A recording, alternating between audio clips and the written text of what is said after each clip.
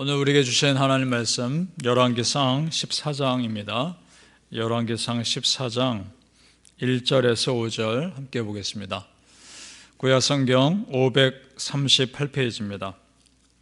열왕기상 14장 1절에서 5절입니다. 시작. 그때에 여로보암의 아들 아비야가 병든지라. 여로보암이 자기 아내에게 이르되 청하건대 일어나 변장하여 사람들이 그대가 여로보암의 아내임을 알지 못하게 하고 실로로 가라. 거기 선지자 아히야가 있나니 그는 이전에 내가 이 백성의 왕이 될 것을 내게 말한 사람이니라. 그대의 손에 떡 10개와 과자와 꿀 한 병을 가지고 그에게로 가라. 그가 그대에게 이 아이가 어떻게 될지를 알게 하리라. 여로보암의 아내가 그대로 하여 일어나 실로로 가서 아히야의 집에 이르니 아히야는 나이가 많아 눈이 어두워 보지 못하더라. 여호와께서 아히야에게 이르시되 여로보암의 아내가 자기 아들이 병들었으므로 너에게 물으러 오나니 너는 이러이러하게 대답하라. 그가 들어올 때에 다른 사람인 채 함이니라. 아멘. 오늘 새벽에 예배하시는 은혜가 우리 성도님들과 함께 하시기를 예수님의 이름으로 축복합니다. 아멘. 자, 북이스라엘 여로보암 왕에 대한 하나님의 심판이 이제 실제로 지금 이루어지고 있는 내용입니다. 회개할 기회를 하나님은 충분히 이미 주셨습니다. 그런데도 여전히 죄 가운데 있는 그에게 하나님께서 채찍을 드셨죠. 1절을 여러분 다시 한번 보시기 바랍니다. 이렇게 되어 있습니다. 그때에 여로보암의 아들 아비야가 병든지라. 자, 이렇게 되어 있는데 그때에 라는 말 어떤 때일까요? 여전히 죄 가운데 머물러 있을 때, 돌이키지 않고 회개하지 않을 때, 이런 말입니다. 그때 하나님께서 이제 심판을 드시는데 여러분 뭐든지 때가 있습니다. 회개할 때가 있고 은혜를 붙잡을 때가 있습니다. 우리 예수님도 십자가를 피하게 해달라고 하나님께 기도할 때가 있었고 또 그렇지만 순종하면서 그것을 다 받아들일 때가 있었습니다. 바라기는 성도님들, 여러분에게 허락하신 하나님의 은혜의 때, 기도의 때 꼭 붙잡으시길 바랍니다. 우리 지금 이 여로보암 자식이 죽어가는 급박한 상황에서 여로보암이 선택한 방법은 이전에 자기에게 왕이 될 거라 예언해 줬던 선지자를 찾는 것이었습니다. 그러나 방법은 잘못된 것이었습니다. 사람 찾을 것이 아니라 자기가 직접 하나님을 찾고 회개했어야 맞는 것입니다. 우리 4절을 다시 한번 보면 그 뒷부분을 제가 읽겠습니다. 아히야는 나이가 많아 눈이 어두워 보지 못하더라. 아멘. 자, 이렇게 되어 있는데 성경에서 눈이 어둡다는 표현은 항상 두 가지 의미가 다 있습니다. 실제 눈이 어둡다는 뜻도 있고 또 하나는 영적으로 어둡다는 뜻도 있습니다. 이 아히야 선지자가 이전에 얼마나 하나님 앞에서 바로 서 있는지를 떠나서 지금은 영적으로 어두운 겁니다. 자, 지금 영적으로 어두운 이 선지자에게 하나님께서 그래도 여로보암의 가정을 심판하겠다 선언했을 정도라면 그 가정에 대한 심판이 확고하신 겁니다. 자, 그렇다면 여로보암에 대한 하나님의 평가가 어떻길래 그랬을까? 우리 9절을 같이 읽어보겠습니다. 9절 말씀 시작. 네 이전 사람들보다도 더 악을 행하고 가서 너를 위하여 다른 신을 만들며 우상을 부어 만들어 나를 노엽게 하고 나를 네 등 뒤에 버렸도다. 아멘. 자, 이 한 구절 속에 하나님의 여로보암에 대한 평가가 다 들어있습니다. 첫 번째, 너를 위하여 라는 말입니다. 자, 북쪽에서도 우리 예배를 드릴 수 있다 라는 그럴듯한 명분으로 실제 예배 드리는 제단을 만들었지만 실상 알아보니 금송아지 우상숭배였고 자기의 정권을 유지하기 위한 정치적인 목적이었던 거죠. 그러니까 하나님은 정확히 보신 겁니다. 너를 위해 만든 거다. 그 다음에 나를 네 등 뒤에 버렸도다. 이것도 일종의 관용구입니다. 네가 나를 모욕했다 이런 뜻입니다. 여로보암이 하나님을 모욕했다는 겁니다. 여러분, 우리 하나님 정말 살아계십니다. 살아계셔서 우리 마음의 중심과 의도를 다 알고 계시고 다 보고 계십니다. 우리가 알듯이 다윗도 죄를 지었고 부족했지만 그래도 다윗은요 하나님을 높이는 사람이었습니다. 그리고 하나님 앞에서 자기 부족함을 인정하는 사람이었습니다. 그래서 하나님께서 그를 훌륭한 왕이라 평가하시죠. 그 아들 솔로몬도 부족한 게 많았지만 그도 다윗과 마찬가지로 하나님을 높이는 사람이었습니다.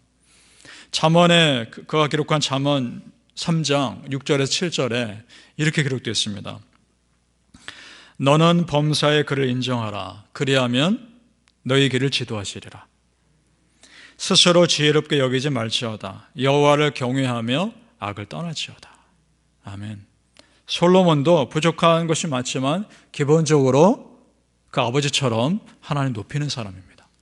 바라는 우리 성도님들, 범사에 우리 여호와 하나님 인정하시고 높이시고 그 하나님 끝까지 경외하며 사시기를 예수님 이름으로 축복합니다.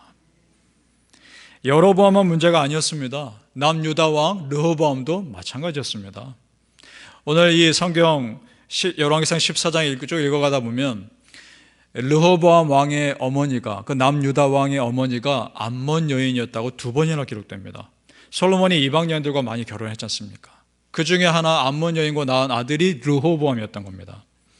자, 이것을 2번이나 기록한 것은 이유가 있는 거죠. 유대인 어머니의 신앙의 교육을 받지 못했다는 겁니다. 암몬 여인의 우상 숭배의 신앙 교육을 받았을 가능성이 아주 높은 거죠. 자, 우리 21절을 먼저 봅니다. 끝부분을 제가 읽겠습니다. 그의 어머니의 이름은 나아마요 암몬 사람이더라. 그리고 그 바로 이어서요, 22절의 앞부분에 유다가 여호와 보시기에 악을 행하되 라고 되어 있습니다. 자, 이것이 연관성이 있는 겁니다. 르호보암 왕의 어머니가 암몬 사람인데 그 르호보암이 다스리는 유다가 여호와 보시기에 악을 행했다라고 기록되어 있다는 것은 연관되어 있다는 겁니다. 그러면 이 아들 르호보암도 어땠을지 짐작이 되죠. 우상 숭배에 익숙했을 겁니다. 그걸 어떻게 아느냐? 23절을 보시기 바랍니다. 23절에 이는 그들도 산 위에와 모든 푸른 나무 아래에 산당과 우상과 아세라상을 세웠습니다. 아멘. 그러니까 여러분 어떠세요? 남유다도 북이스라엘 못지않게 지금 영적으로 타락한 겁니다. 그 결과가 어떻게 되느냐? 그건 또 25절, 26절에 나옵니다. 우리 같이 한번 읽어보죠. 25절과 26절입니다. 시작. 르호보암 왕 제5년에 애굽 왕 시삭이 올라와서 예루살렘을 치고 여호와의 성전의 보물과 왕궁의 보물을 모두 빼앗고 또 솔로몬이 만든 금 방패를 다 빼앗은지라. 아멘. 자, 여러분, 우리 솔로몬 왕이 성전 지을 때 얼마나 화려하고 아름답게 지었습니까? 그 금 보물들과 그런 것들이 지금 다 빼앗겼습니다. 무슨 의미일까요? 하나님 앞에서 화려한 것들, 어떤 위대한 업적들 소용없는 겁니다. 하나님 보시는 것은 믿음입니다. 그 신실한 믿음 여러분 끝까지 간직하시길 소망합니다. 그런데 여기서 이상한 것이 있죠. 애굽 왕 시삭이 올라와서 예루살렘까지 함락되고 성전의 보물까지 훔친 정도면 유다가 망해야 맞는 것입니다. 그러나 유다가 망했다는 기록은 나오지 않습니다. 이것이 무슨 말일까? 어떻게 예루살렘이 함락되는데 유다가 망하지 않았을까? 그 힌트는 역대하에 나옵니다. 역대하 12장 5절을 보면 하나님께서 이 르호보암 왕의 악함을 보고 이스라엘 백성들에 대한 경고를 하십니다. 이렇게 되어 있습니다. 너희가 나를 버렸으므로 나도 너희를 버려 시삭의 손에 넘겼노라. 그 시삭이 지금 우리가 읽은 애굽 왕 시삭입니다. 그런데 여러분 계속 읽어가면 이 경고를 듣고서 이스라엘 백성들이 하나님 앞에 겸손히 회개했다라고 되어 있습니다. 그러니까 하나님께서 7절에 이렇게 말씀하십니다. 역대하 12장 7절이죠. 그들이 스스로 겸비하였으니 저희를 조금 구원하여 나의 노를 시삭의 손을 통하여 예루살렘에 쏟지 아니하리라. 아멘. 그렇게 겸손히 회개한 걸 보시고 멸망시키지 않으신 것입니다. 하나님이 보시는 것은 겸손한 믿음입니다. 우리 하나님 앞에서 정말 우리 잘 믿으십시다. 그리고 하나님 앞에서 겸손합시다. 하나님은 그런 사람에게 은혜 주시는 줄로 믿습니다. 역사의 주인은 정말 하나님이십니다. 세상의 정권 잡은 자들이 주관하는 것 같으나 그들을 통치하시는 분은 하나님이십니다. 그러니까 하나님께 잘 보이는 삶이 지혜로운 삶인 줄로 믿습니다. 하나님 앞에서 겸손한 삶이 지혜로운 줄로 믿습니다. 역대하 7장 14절 말씀입니다.